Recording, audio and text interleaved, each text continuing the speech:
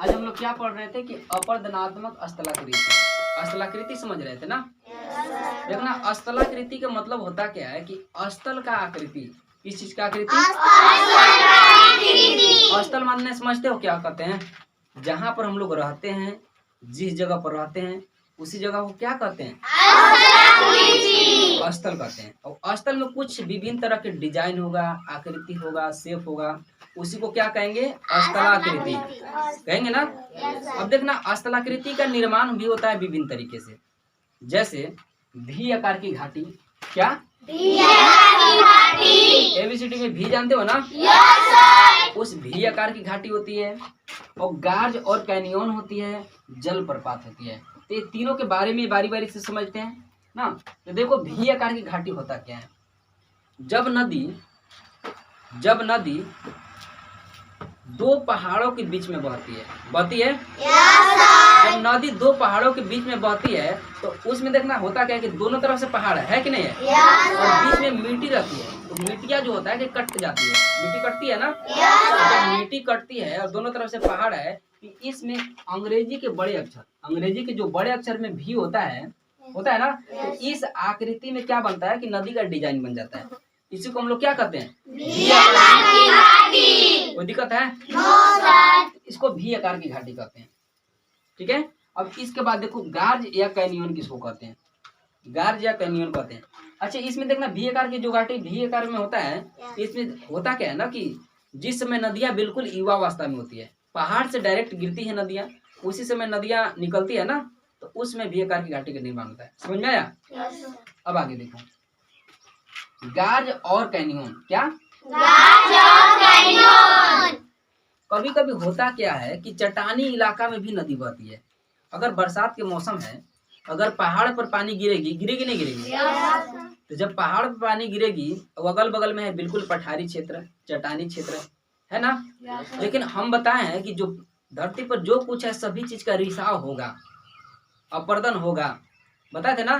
तो बताओ, जब चट्टानी क्षेत्र है तो क्या पानी के बहने से क्या चट्टान कटेगा? चटेगा ना। यानी कि चट्टान भी कटेगा। ठीक है। जब चट्टान कटेगा तो होगा क्या कि उसमें कुछ गड्ढा हो जाएगा, होगा। जब पानी के बहने से या पानी को ऊंचाई से गिरने से, बहुत ज्यादा ऊंचाई नहीं, थोड़ा बहुत ऊंचाई से गिरने से पानी में, चट्टान में कुछ कटा होगा, जिससे किस चीज का निर्माण होगा? गार्ज का निर्माण होगा। उसी चट्टानी इलाके में, उसी पठारी क्षेत्र में जब यही गार्ज, वही पानी का जो बहाव और भी गहरा होता चला जाएगा, तो उसी को क्या कहेंगे? क्या कहेंगे? जैसे अमेरिका देश का नाम सुन रहे हैं? उत्तरी अमेरिका में, जस्ट कनाडा के बगल में एक अमेरिका देश है। तो उस अमेरिका देश में एक नदी है, कोलोरेडो नदी। कौन सा नदी?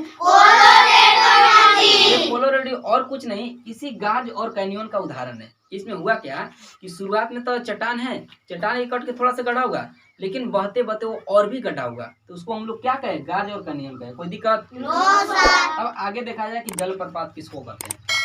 जलप्रपात किसे कहते हैं? देखना, जलप्रपात किसको कहते हैं जी? जब भी पानी ऊंचाई से गिरती है, बहुत ऊंचाई पठारी क्षेत्र से गिरती है, तो वैसे जगह को हम लोग क्या कहते हैं? जलप्रपात कहते हैं। क्या कहते हैं? जलप्रपात। जैसे भारत में बहुत सारे जलप्रपात है, जैसे हुंड्रू जलप्रपात हो गया ना, जोग जलप्रपात हो गया और जोन्हा जलप्रपात हो गया। ये सारे चीज झारखंड में है। लेकिन भारत में सबसे बड़ा जलप्रपात की बात कहा जाए तो कौन सा जलप्रपात है? तो भारत की सबसे जो बड़ी जलप्रपात है या ऊंची जलप्रपात है, वह जोग जलप्रपात है, जो कि किस नदी पे है? जो शरावती नदी पर स्थित है। और लेकिन शरावती नदी के बाद कहा जाए कि इसका लोकेशन क्या है, तो शरावती नदी किस राज्य में बहती है? कर्नाटक राज्य में शरावती नदी बहती है। कोई दिक्कत नहीं यहाँ तक से? लेकिन यही जलप्रपात की बात किया जाए कि विश्व का सबसे ऊंचा जलप्रपात कौन है? पूरे विश्व का, पूरे धरती पर सबसे ऊंचा जलप्रपात कौन है जी? एंजेल जलप्रपात वेनेजुएला देश में। कौन सा देश में? लेकिन कहा जाए कि एंजेल जलप्रपात की ऊंचाई कितना है, तो 979 मीटर। कितना मीटर है? 979 यहाँ तक।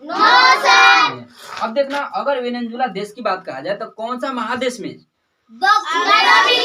दक्षिणी अमेरिका में ना। महादेश तो याद होगा, महादेश कितने होते हैं? 7 महादेश। एक और है जीलैंडिया, 8 महादेश। क्या सबसे पहले 7 महादेश थे? कितने थे?